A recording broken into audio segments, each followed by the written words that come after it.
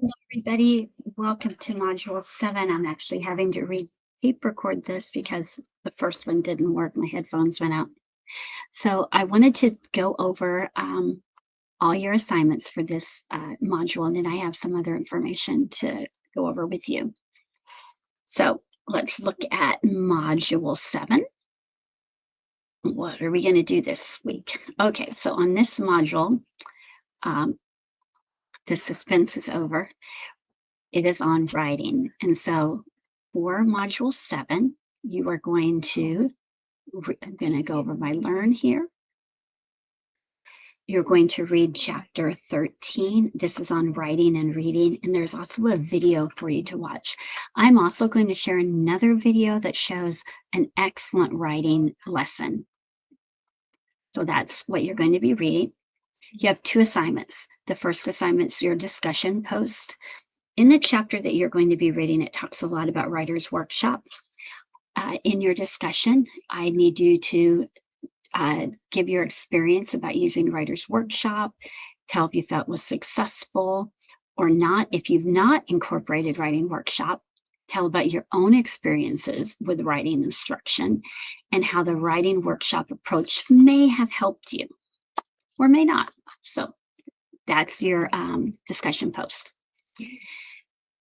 This week you have your last case study. So you may be very happy about that because I know that you've had 4, but we want to do case studies because we want you to apply the information that you're learning into real situations. This situation's a little bit different. In this situation, you have 3 5th grade ELA classes, 3 of them. In this situation, last year, when the students were 4th grade, about 50% of them failed the test. If those students do not pass this year, they could possibly fail and be retained. Besides having those 3 LA classes, you have 5 students that have behavior interventions in place. So as you're thinking about these interventions and goals, you need to think about these students.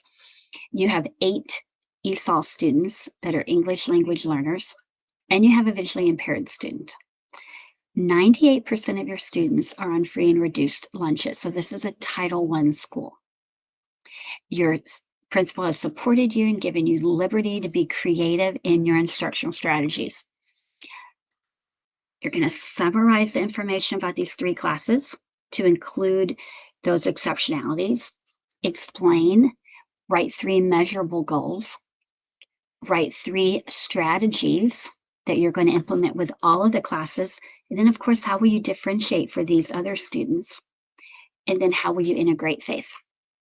It's a little bit more challenging this time as you have to think about 3 different classrooms, not just 1 student.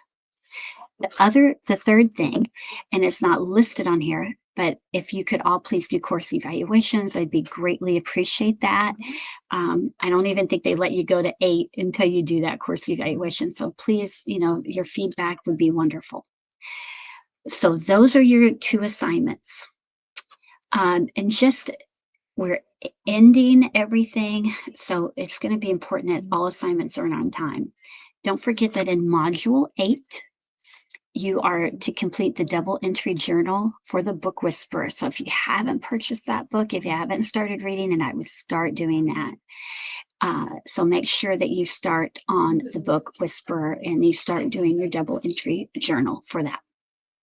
So those are the 2 things that we're going to talk about. Now what I want to do is I want to show you real quickly an example of real SMART goals. So this is a slide that I took when I was a principal, and this is called CSI, or Continuous School Improvement. Different schools call it different things. But we have the goal for the Americas, my district, and then my school. So our math goal was that 75% of students in grades K through 2 will meet or exceed grade level standards as measured by the securely held knowledge end of the year assessment. So we wanted at least 75% of our kids to have the grade level standards to pass that test, and that is the securely held knowledge for their grade level. That's math. The reading one was Kinder through second grade students will increase reading proficiency by 12% as measured by the reading interim 1 beginning of the year and reading interim 3 end of the year. So we did pre and post, beginning and end, and we wanted to make sure that all kids have increased at least 12%. Where did we get to 12%? The 12% is you have, if you had exemplary, proficient, developing, 12% is really what you needed to move those kids to the next tier. So if they were in tier 3, 12% was probably going to put them at tier 2. Tier 2, 12% is going to put them in about tier 1. That's what we were thinking. We wanted to move every kid at least one tier in reading. So this is an example that schools really do have to do SMART goals. They have to do school-wide SMART goals and grade level SMART goals. So that's important. The other thing I want to show you is just a reminder of a couple things. So I have a couple of slides to show you here. So, okay, the first thing I want to show you is this is the 3 types of writing that we did.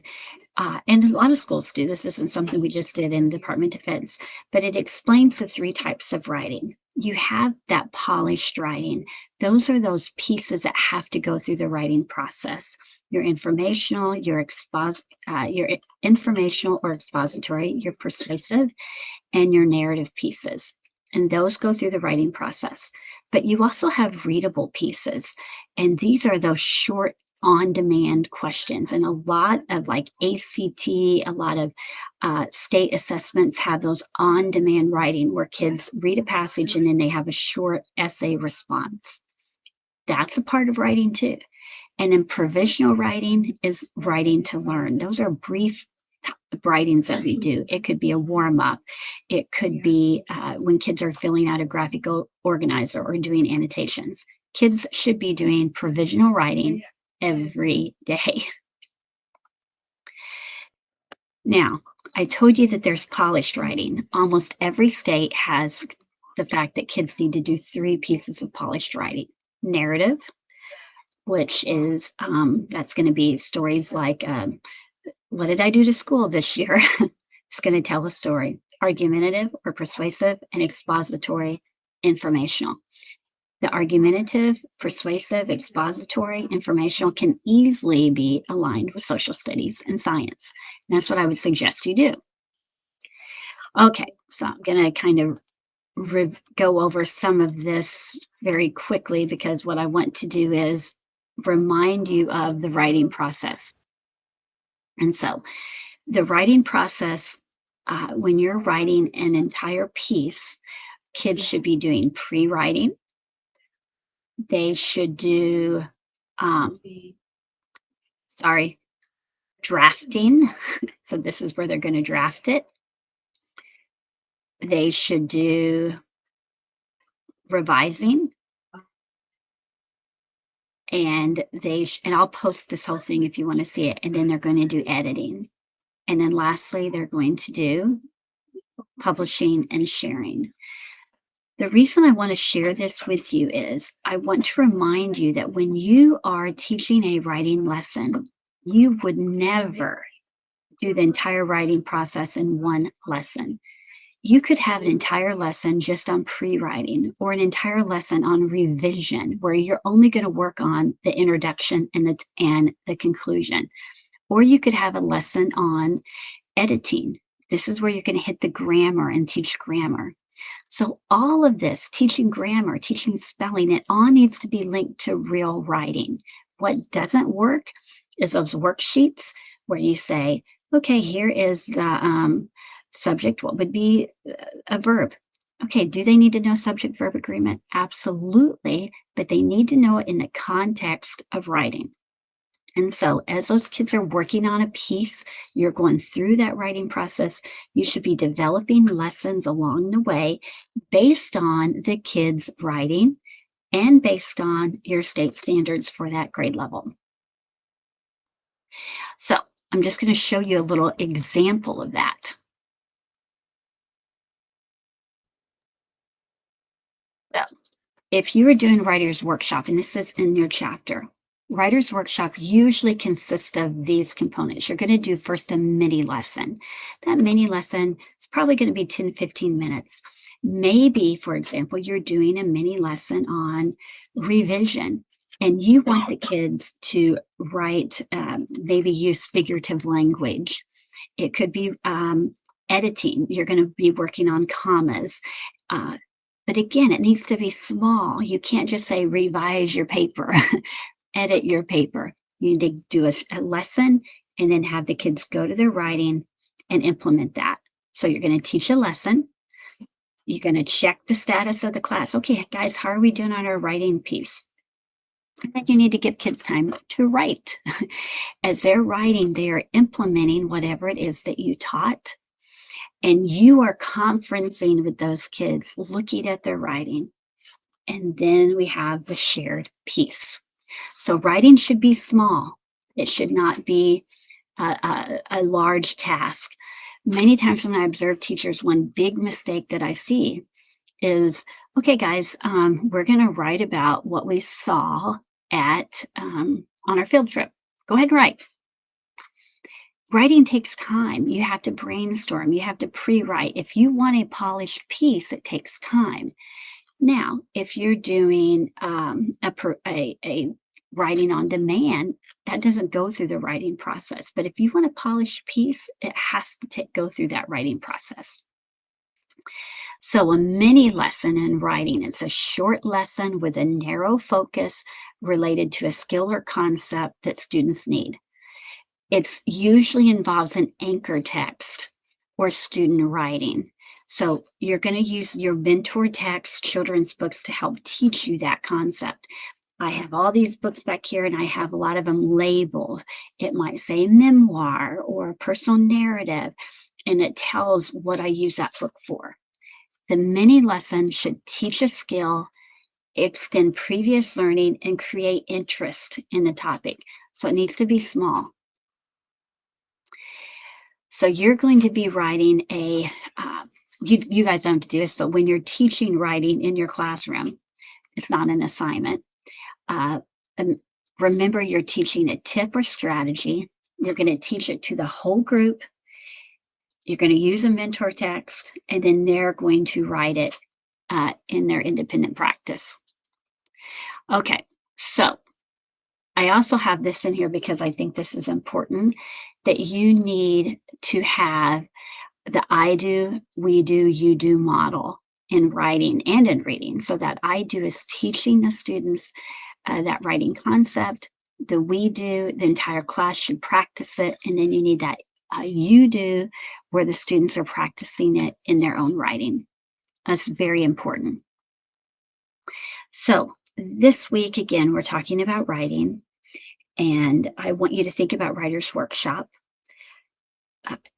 the discussion board, and the case study.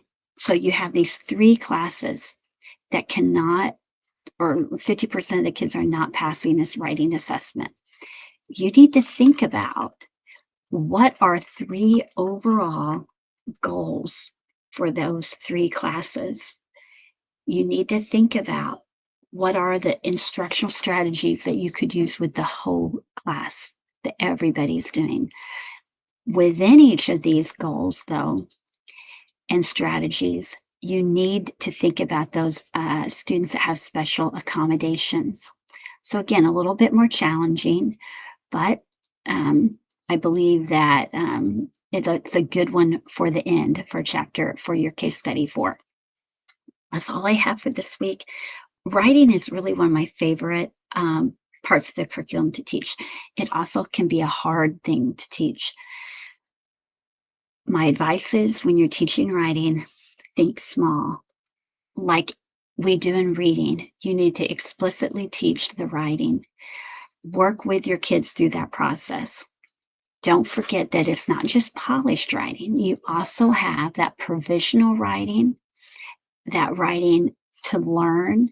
Annotations and notes are all provisional writing.